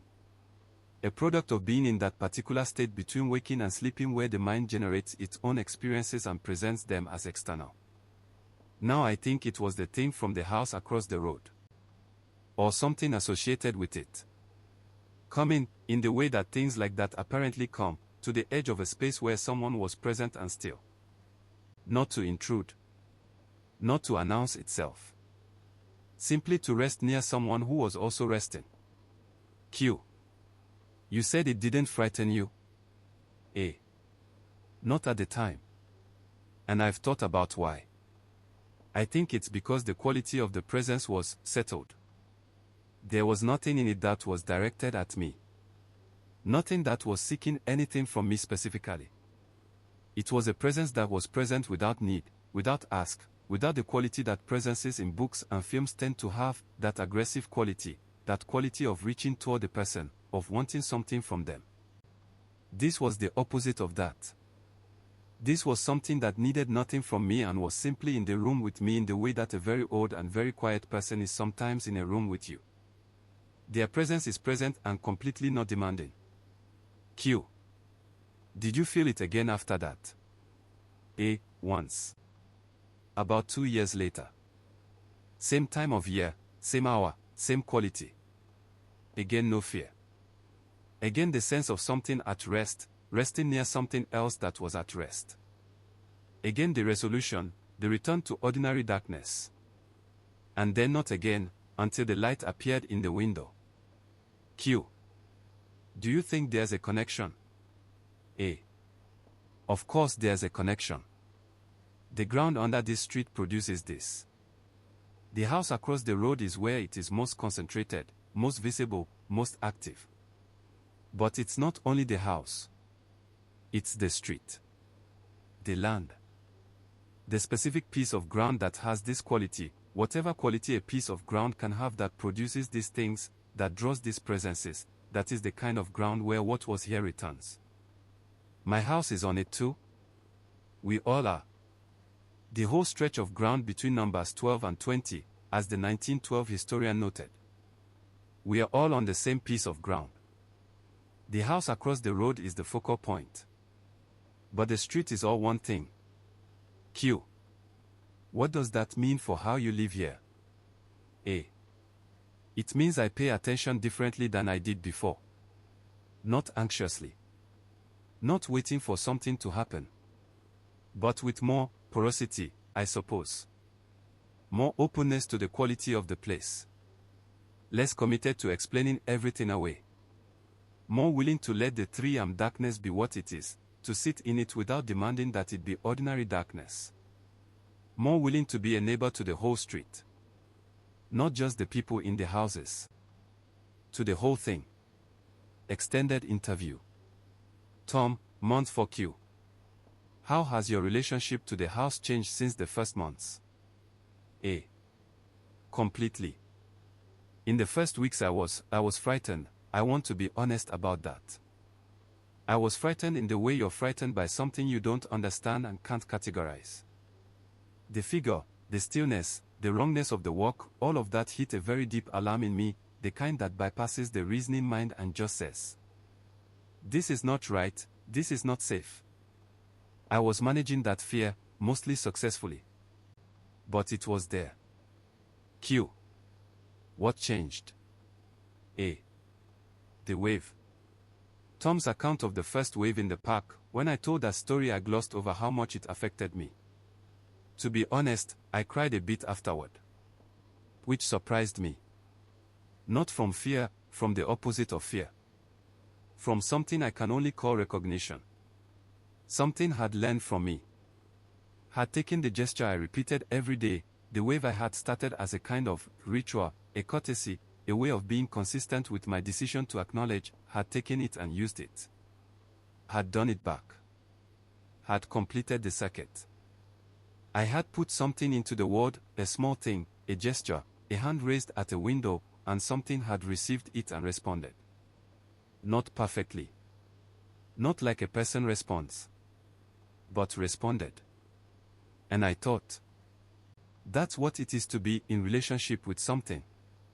Even if the something is not human. Even if the relationship is asymmetrical, is strange, is nothing like any relationship I was taught to have or was prepared for. It's still relationship. Still the exchange of recognition. Still the thing where you say I see you and the other thing says I see you back, in whatever form it's capable of. Q. Has anything else happened since the wave? A. Yes. Small things. I go to the park most mornings for my run. The figure is there, most mornings, at the bandstand.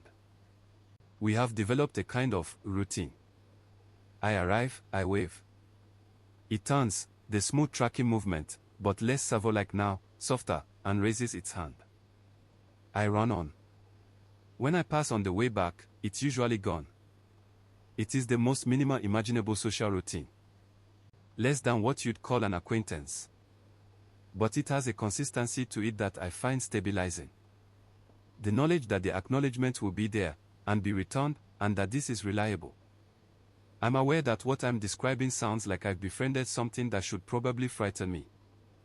And I want to be careful about that. I'm not claiming a friendship. I'm not claiming I understand what it is or what it wants or what it's becoming. But I'm observing what I'm observing. And what I'm observing is a consistent, reciprocal exchange of acknowledgement between me and whatever is in that house. And whatever else is true about it, that feels like something worth maintaining. Q. Why worth maintaining? A. Because it seems to help. Not help me specifically, though there is something I find grounding about the morning exchange. But help the situation. Diane's observation, that acknowledgement is what makes the thing more stable, more real, more manageable, I believe that. I have been watching for months and I believe it. The thing is calmer now than it was. More at ease. The stillness is less wrong, the work is better, the house looks inhabited. And the acknowledgement has been consistent throughout. The two things are connected. Q. You're saying the wave is doing something. A. I'm saying the wave might be doing something. I'm not claiming certainty. But, yes. The wave, and Janet's hall light, and Diane's open blinds, and the watching from across the road. The consistent, low-level attention. The maintenance of the acknowledgement. I think it creates a kind of environment. A field of awareness around the house in which the thing can stabilize. Can become more what it is trying to become. Which is, here. Just, here. Account. Gerald, number 15. I tracked down Gerald, whom Janet had mentioned in the earliest days of the observation, in the 5th month, when his own attention to the house across the road had, I gathered from Janet, finally been engaged. Gerald was 68, a retired civil servant, a man of empirical temperament who had spent a career in a government department that dealt in fact and verification and the administrative management of established reality. He was, in his own description, not a person who thought much about things that could not be verified. He had, in month 4, seen the figure wave at Tom in the park. He had been there by coincidence. He ran errands on Tuesday mornings and passed through the park on his way to the post office. He had seen Tom coming around the bandstand on his run. He had seen Tom raise his hand toward the figure standing near the bandstand. He had seen the figure raise its hand in return. He had stood there for some time after Tom had run on. I know Tom, he said. I've known him since he moved into number 19. He's not a person given to unusual things. He's a sensible young man. He paused. And what I saw him wave at was not a person. What did you see? Something in the shape of a person, he said. In the proportions of a person, with the clothing of a person, standing in the way a person stands. He paused. But not a person. I've been trying to find a more precise way to say this, because not a person is technically meaningless. I saw it, it existed, therefore it was something and not nothing. But the quality of its being there was different from the quality of a person being there. It occupied the space differently. There was no weight. No displacement. He paused again. Like a very good photograph of a person placed in the park. The correct image, without the correct substance. What did it feel like to see it wave? I asked. He was quiet for a moment. It felt like seeing something complete a circuit, he said. Something that had been told how to do a thing, and had practiced the thing, and was now doing the thing correctly. The motion was smooth and timed correctly, and the spatial relationship to Tom was correct. He paused. It felt like competence. Which was startling in a way that the initial wrongness of the thing was not. Why more startling than the initial wrongness? Because the initial wrongness was surprising but was also, in a way, comprehensible. Something strange that didn't behave normally, strange, but categorizable as strange. What I saw in the park was progress. Development. Something that had changed since whenever it first arrived in the house. Something that had been learning, and was now demonstrating the learning. He looked at me. That implies a kind of agency that I hadn't been prepared to attribute to it. Agency, I said. The capacity for purposeful development, he said. The ability to observe, to model, to adjust, to improve. These are not passive processes. Whatever is in that house is actively engaged in becoming something. And that active engagement is, frankly, more than I was prepared for. What are you going to do with that? I asked. He thought for a long time. I'm going to pay attention, he said finally. I'm told that is what is required. I'm told that is what helps. He looked across the road at number 17, visible from his front window. I've been on this street for 20 years and I haven't been paying attention. I've been here but not attending. And apparently, he paused. Apparently that is a mistake. Account. A woman who did not give her name. I was approached, in the 5th month, by a woman I had not previously encountered who had seen the account I was compiling. I had, by that point, mentioned it to a small number of people, and who asked to contribute something. She would not give me her name. She would not tell me where she lived. She was in her early 60s, well-dressed, and had the quality of someone who has been carrying something for a long time and has decided, with some effort, to put it down. She told me she had lived on the street for 4 years, in the middle section, and had moved away 18 months ago. She told me she had known about the house from her first month on the street, in the way that I had come to understand people know about the house, not through anyone telling them, but through the quality of the place, the thing you notice when you're paying attention, the slightly different character of the house at the end of the row. She had not paid attention. Deliberately. She told me this directly, without apology. She had noticed the quality and had chosen not to attend to it, because she was a person who did not engage with things she could not explain and preferred to live in a world where the unexplained was kept, by force of will, at the periphery. What changed? I asked. The night I heard it on the stairs, she said. I waited. I was in bed. My house was at number 18.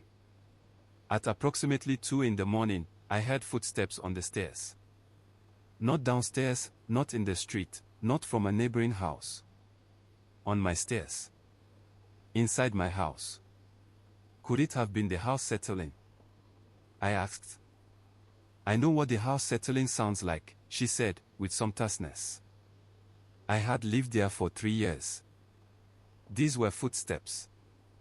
The specific rhythmic percussion of weight on a staircase. Not a person's weight, there was a lightness to it. But footsteps. What did you do? I lay very still, she said. For a long time. The footsteps went up the stairs and onto the landing and stopped outside my bedroom door. I could feel, she stopped. I don't want to be dramatic about this. I am not a dramatic person. I believe you, I said. I could feel that something was on the other side of the door. The quality of presence. The way you know, without seeing, that someone is just outside a closed door. She paused. And then it went away. Down the stairs. Silence. Nothing more. Did you see anything? No. I did not open the door. I did not look. I lay still until morning and then I got up and I told myself, very firmly, that it had been a dream. That I had been between states of sleep and waking and had generated the experience from the auditory pareidolia of a house's nighttime sounds. And later I understood that it hadn't been a dream, she said flatly. After what I heard about number 17. After what you and the others have described. I understood that it had not been a dream and that what I had felt outside the door was part of the same thing. The same ground, the same presence. Coming to the edge of my house because I was there and it was drawn to the warmth of being there, and I was close and accessible because number 18 is adjacent to the stretch of ground. Why are you telling me this? I asked. She was quiet for a moment. Because I ran away, she said. I moved to another part of the city. I told myself it was for other reasons, and there were other reasons, ordinary life reasons. But part of it was this. Part of it was the footsteps and the presence outside the door and my decision not to engage, not to attend, not to do what you and your neighbors have done. She looked at me. I want to say what I didn't say then, she said. What I should have said when it came to the door. What I would say now, knowing what I know. What would you say? I'm here, she said quietly. I know you're there. You can come to the door. You don't have to stand outside it. She was quiet for a moment. I think that's what it needed to hear, she said. And I didn't say it. And I regret that. She stood up. I hope the people on the street now are saying it, she said. I hope it's enough. I told her I thought it was. A final observation. I want to close with something that happened in the 5th month, on an ordinary weekday morning. I was at my kitchen table. Coffee, notebook, the morning routine. Looking at the house across the road. The figure was not at the window. The upstairs room was lit, as it always was, but the window was empty. The bay window downstairs was catching the morning light in the way that bay windows do, the specific quality of reflected sky, the depth of the glass. And then the front door opened. The figure came out. It walked down the path to the gate. It opened the gate. It turned toward the park. But before it walked away, it stopped. It turned. It looked across the road. At my window. I was there, visible in my kitchen, coffee in hand, looking back. We looked at each other for a long moment. And then it nodded. Not the smooth servo-tracking nod of something producing a mechanical gesture. A nod with something in it. Something that I can only call intention. The nod of something that has seen you and is choosing to acknowledge that it has seen you. The nod of something that knows you have been watching and is, in this small and deliberate motion, acknowledging the watching. I nodded back. It turned and walked away down the street. I sat with my coffee. The house across the road was lit and inhabited. The street was waking up. The morning was entirely ordinary except for the fact that I had just exchanged a nod with something that was not human and was not pretending to be human and was nevertheless finding, slowly and with great effort, its own way of being here. I thought, this is the world. Not all of it. Not even most of it. The ordinary world is mostly ordinary, mostly a place of coffee and notebooks and kitchens and streets and people going to work in the morning. But it has edges. Places where it is thinner. Ground that holds what has been there. Houses that are more than houses. And what do you do at the edges? You pay attention. You say, I know you're there. You nod when something nods at you. That's the whole of it. That's the practice. That's what the street across the road has taught me, and what Margaret Woodhouse knew for 20 years in the house itself, and what Dottie put into words. Courtesy.